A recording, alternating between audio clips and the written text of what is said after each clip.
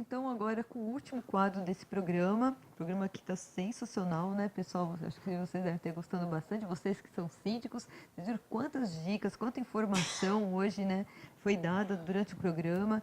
E agora nós estamos aí trazendo o convidado Adriano Alves Mota, ele que é advogado da empresa proprietário da Alves Mota Campos e Cordeiro, ele que vem trazendo o tema de prevenção, aspectos gerais da reforma trabalhista, não é mesmo, Mauro? Pois é, a reforma trabalhista, o doutor vai estar aí falando melhor para todos, vai estar em vigor aí em breve agora, né? São muitas mudanças, claro que a gente não vai conseguir discutir todas as mudanças aqui, porque são muitos aspectos da lei, mas vamos falar aí os principais, o que é bom para o empresário, o que é bom para o empregado, né? O que a gente tem de melhor aí, né, doutor? O que nós temos de... Vamos dar uma boa noite, então. Dar uma boa noite. Adriano Alves Mota, muito obrigado pela tua presença hoje no programa Sinto Solution. Eu que agradeço o convite feito pelo nosso parceiro aí, Maurício Giovino. Agradeço ao Mauro, a Liliana. Cumprimento também os teleinternautas. Mais uma vez estamos aqui, obrigado pela oportunidade.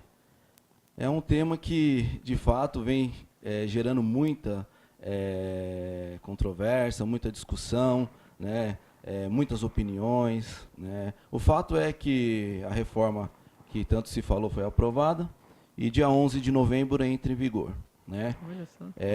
Foram alteradas cerca de 200 artigos da CLT. Não foi, mas assim, teve uma série de discussões, inclusive, né? Teve muitas intervenções. Não foi na íntegra que foi aprovado ou foi na íntegra?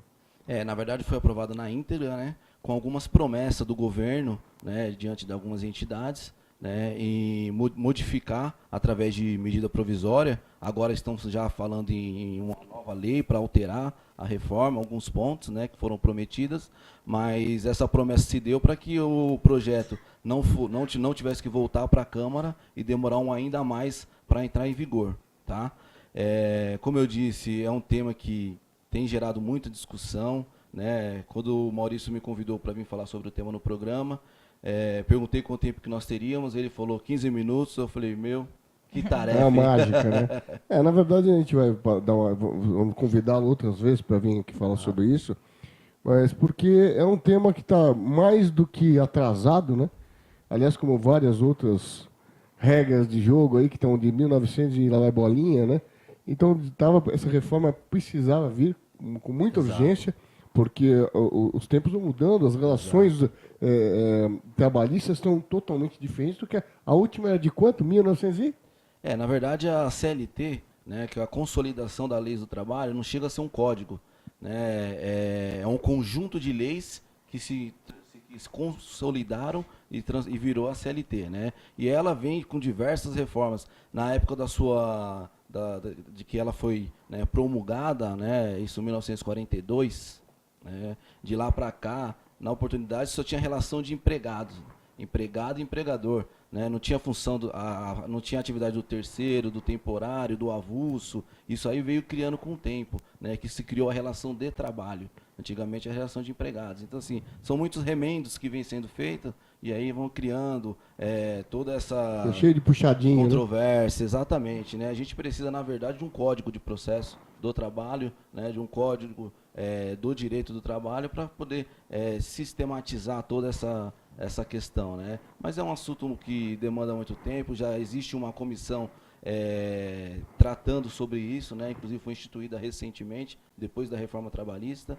Então, assim, vem novidades por aí, mas como tudo no Brasil vai demorar bastante, né? A reforma trabalhista era uma medida necessária, né? Entendo que venha para poder, ainda que com pontos polêmicos, né? Com pontos que pode trazer prejuízos para o trabalhador, né, como vem dizendo, como também pode fragilizar a questão, né, de relação empregado-empregador, mas foi dito aqui no programa no dia de hoje, duas palavras que eu achei muito importantes, duas não, três.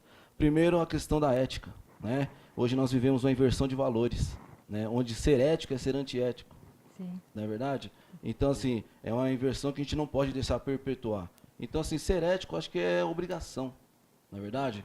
Então, no tempo do meu avô, fui ensinado que ser honesto era importante, ser ético era importante, né? Não pegar as coisas do amiguinho, né? Hoje em dia, não. As pessoas, elas seguem naquela lei do Gerson o tempo todo, né? exato. Muito Que bom, ruim. né, que tem esse resgate hoje, né, falando da ética, que eu acho que é um momento muito importante hoje para o nosso país, inclusive, Correto. que está se falando em todos os segmentos da ética, da moral, da Eu humanização, né? eu sempre digo que toda essa bagunça que nós estão acontecendo aqui no nosso país, é uma pouca vergonha, estou geral, pode ser a única oportunidade histórica, verdadeira, de nós assumirmos de fato um novo código de ética, e não só na teoria, não, colocar em prática, né? Eu acho que hoje os políticos vão ter que pensar muito como vão fazer as estratégias. Elas têm que ser baseadas em fatos, em realidades, e não mais nessa pouca vergonha que a gente vê. Exatamente. Então, assim, começa de uma premissa falsa para tornar-se uma premissa verdadeira. Então, a reforma trabalhista vai lesar o trabalhador. Vai lesar se o empregador quiser lesar. Porque hoje muitos já lesam, né?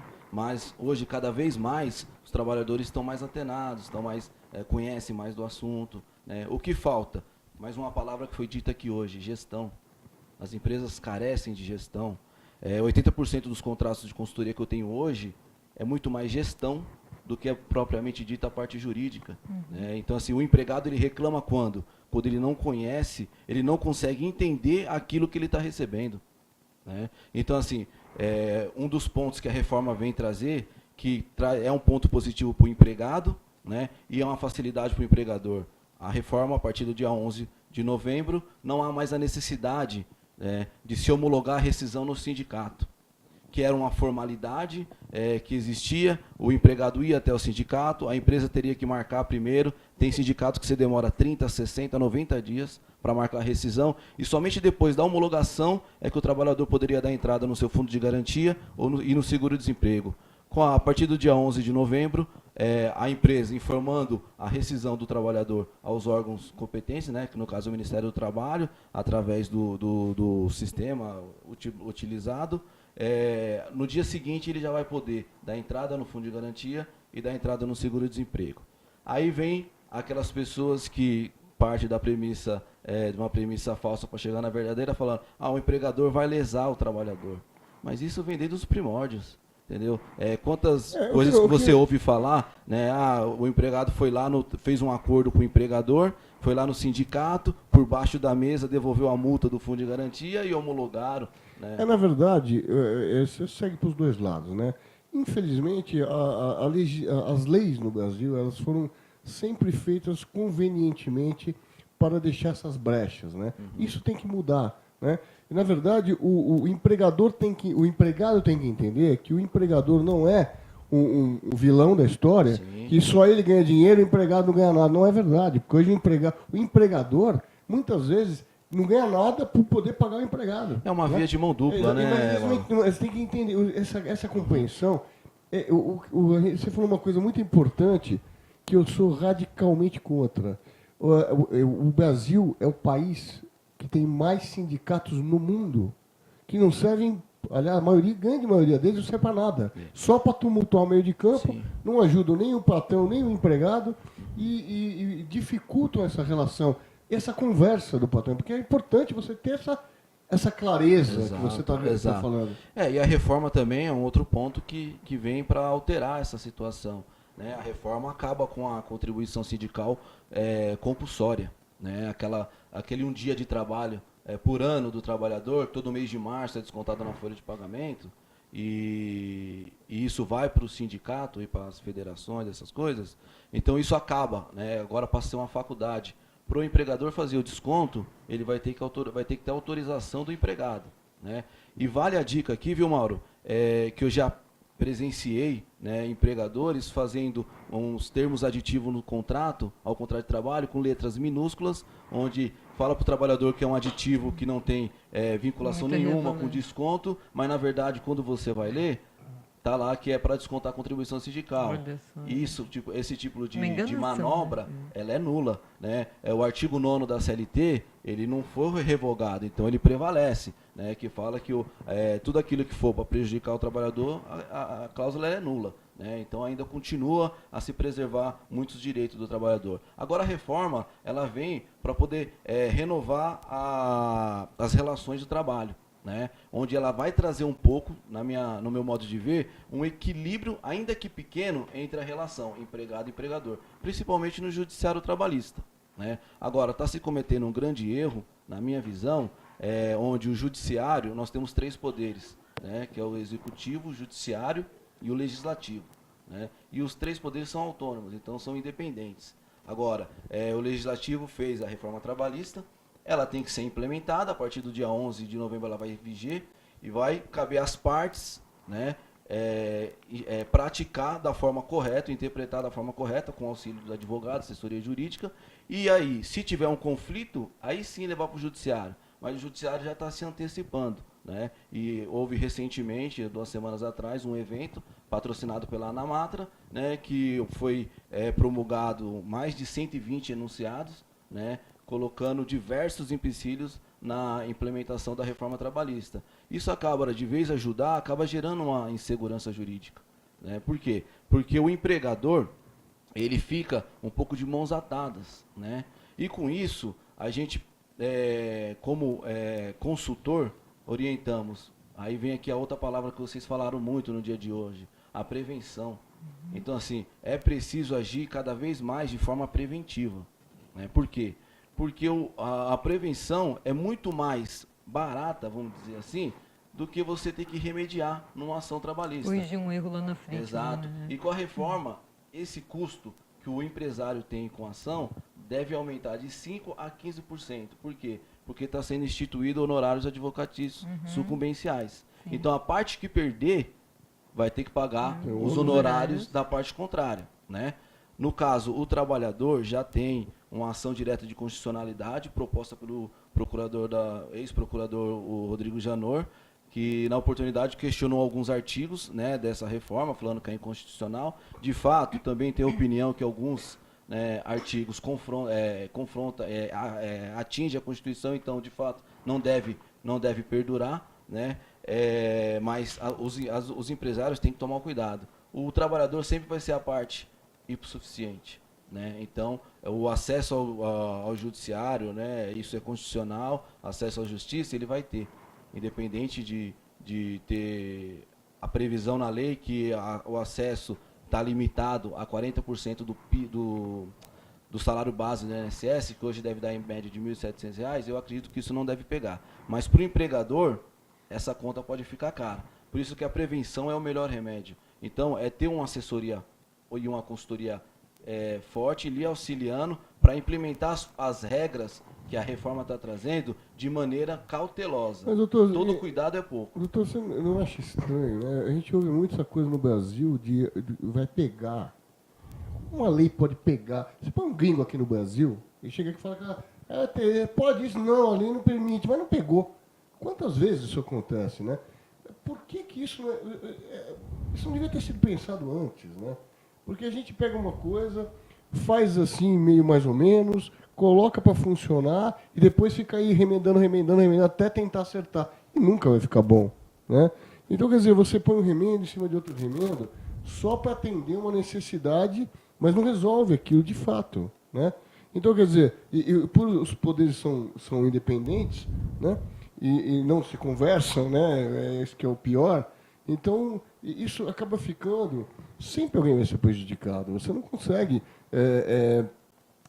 eu não consigo entender uma lei que você tem que interpretar, né? A lei tem que ser clara, né? E ela tem que atender os objetivos do que ela propõe, né?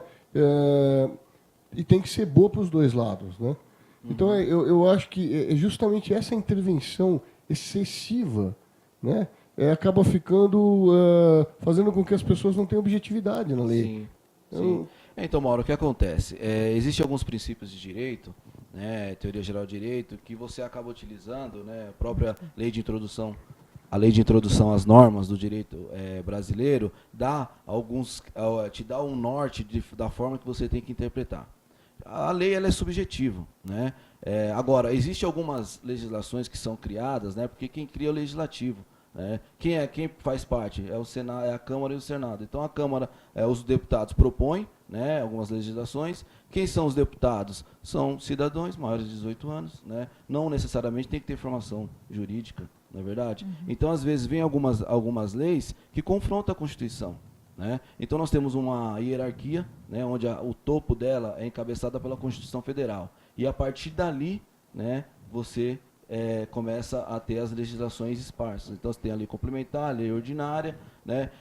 Por que a reforma trabalhista ela foi aprovada com mais facilidade do que a reforma previdenciária? Porque a reforma previdenciária, para se alterar, você tem que alterar a Constituição. E aí você tem código especial para isso. Sim. Então, se você se você faz a reforma previdenciária através da alteração da Constituição, vamos dizer assim, no linguajar popular, vai pegar, porque alterou a Constituição, né? A partir do momento que vem uma legislação, que altera uma lei ordinária, né, que está abaixo, né, da lei complementar, que está abaixo da Constituição, e ela confronta com o que a Constituição diz, automaticamente, alguns pontos dessa vai ser inconstitucional, né? E aí por isso que acaba vindo os remendos, e aí começa a discutir. E essa inconstitucionalidade também ela é relativa, porque muitas vezes depende muito do ponto de vista de como você analisa aquela situação. Só para você ter uma ideia, tem matérias que vieram com a Constituição de 88 que até hoje ainda se discute, né? Dizem, né, que essa reforma ela vai ter uma definição daqui 10, 20, tem gente falando de 30 anos, né? Por quê? Porque vai começar a ser implementada, os empresários vão começar a praticar, os empregados também, o empregado vai se achar lesado, vai para o judiciário, aí o empregador vai se defender, ações, e aí começa as instâncias, vai primeira, segunda, terceira, e tem processo que dura 10, 15, 20, 30 Isso anos. é uma prática no Brasil ou no mundo inteiro acontece dessa forma?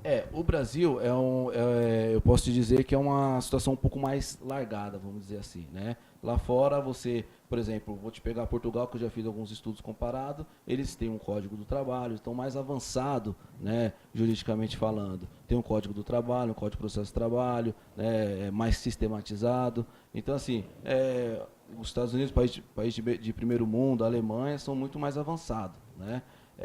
O Brasil, mas o direito em si, ele é muito subjetivo, né? Então sempre vai caber interpretações, e aí é o judiciário que vai vir e vai falar como é que se aplica ou não se aplica aquela determinada regra. Agora, como que está sendo a questão dos síndicos, né? A visão dos síndicos em relação a toda essa mudança, porque eles devem estar super confusos ainda com tudo isso, porque ainda mais que é uma coisa super atual, até os próprios advogados ainda não conseguiram, né, administrar tudo isso. Imagina o síndico que não tem, né, conhecimento jurídico. Sim, não, Como é com que fica certeza.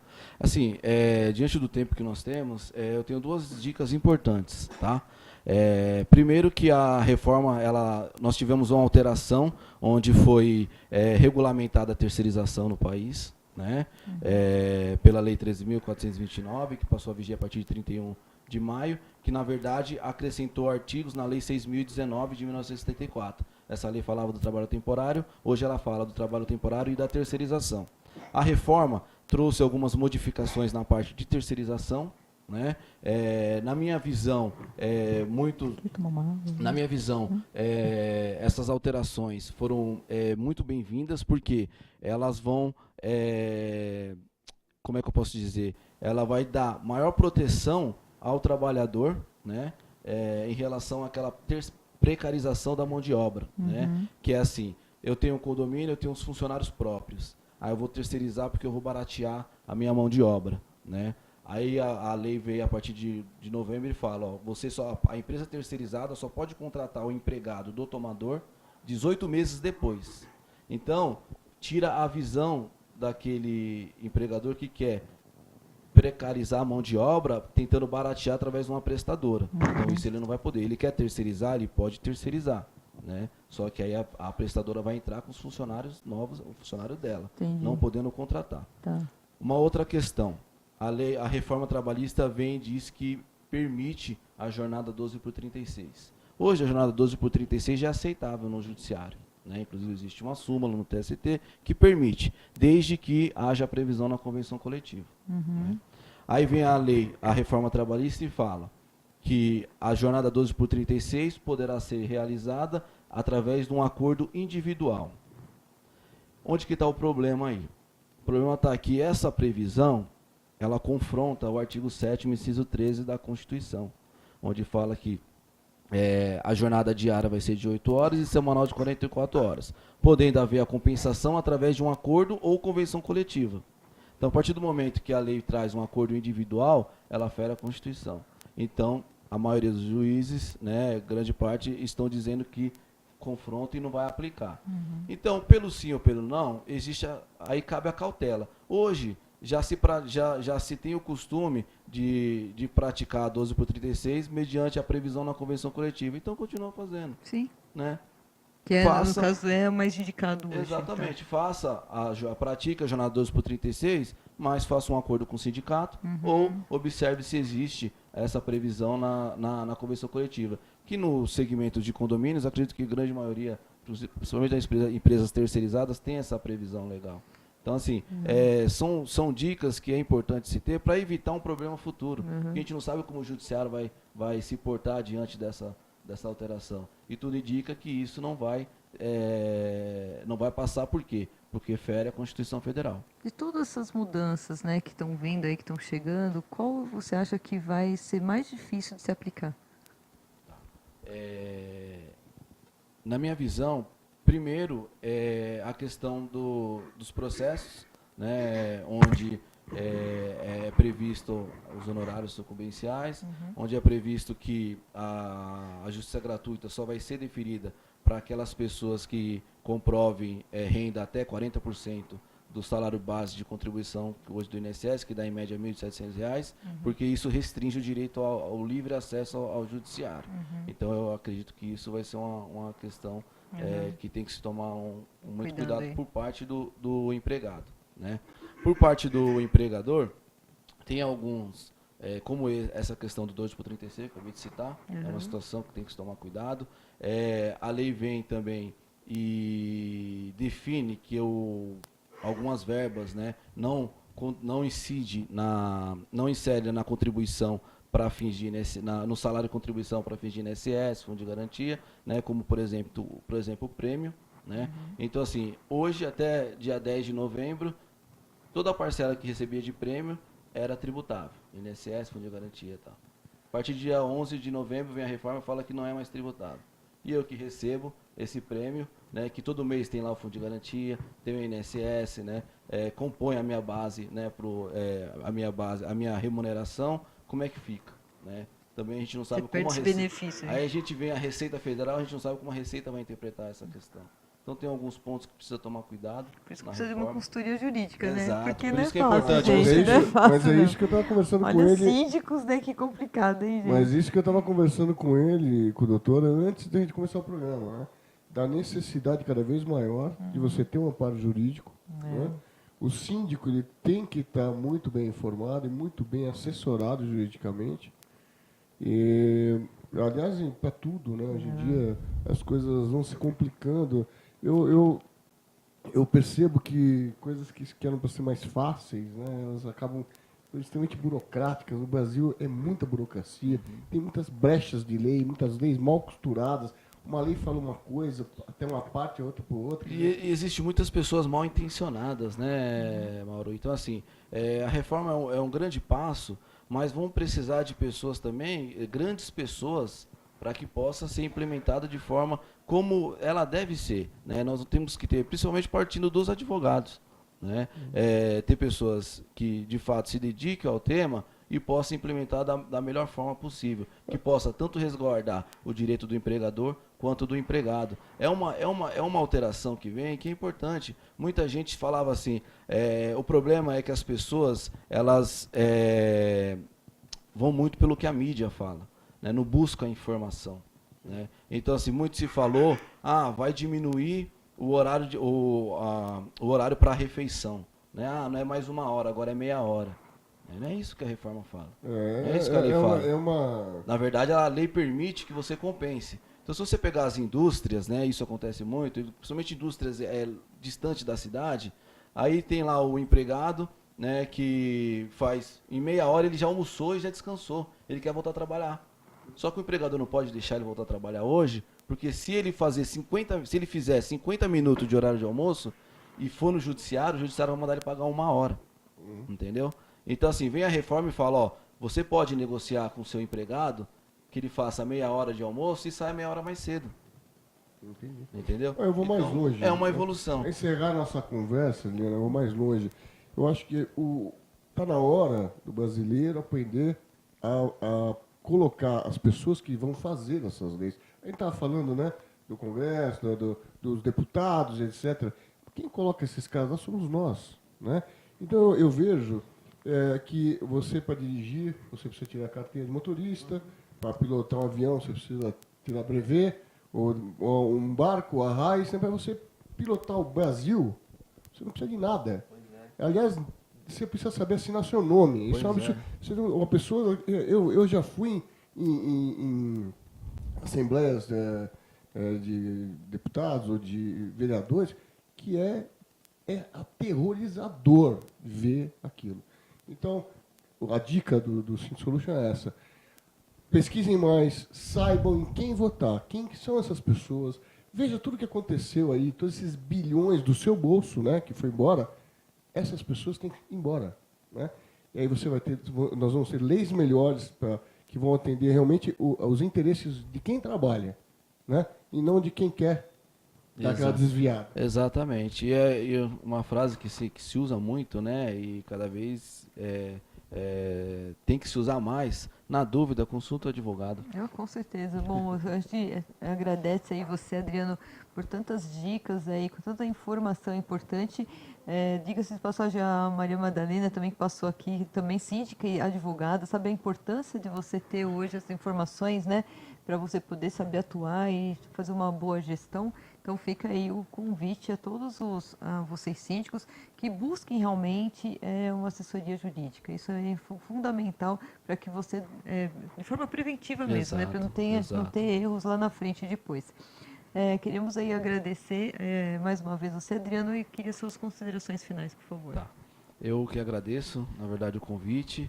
Como eu disse, é um tema muito amplo, né? Verdade. Tem muitas coisas para serem ditas, muitas coisas importantes, e me coloco à disposição mais uma vez, né, dos teleinternautas também, através do meu e-mail, um telefone, não sei se apareceu aí.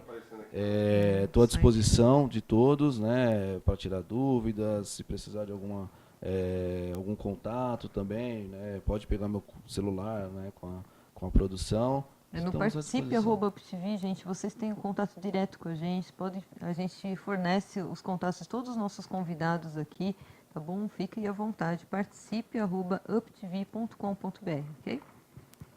Mas obrigado. Muito bem. Então, quero aí finalizar então agradecendo a todos os nossos convidados de hoje, todos os síndicos, mais uma vez dando os parabéns a todos vocês. Obrigada, Mauro. Mais uma vez, você ainda meio malzinho ainda hoje, né? Com a saúde aí. Eu estou meio tossido, eu estou meio debilitado. Mas estou feliz que o meu filho agora entrou em direito. Né? Uau, parabéns. Daqui a 5 anos não vou precisar mais pagar advogado. Você está vendo? Coisa mesmo que eu tenho que pagar. Né? Falando em advogado aí. Eu sabia que um dia ainda tem advogado pertinho de mim. Eu deixo um grande abraço a todos vocês. A nossa homenagem a todos vocês será feita então no dia 23 de novembro, no nosso Cindy Work. Vocês todos estão super convidados. Uma boa noite, até a próxima semana no programa Cindy Solution. Até mais.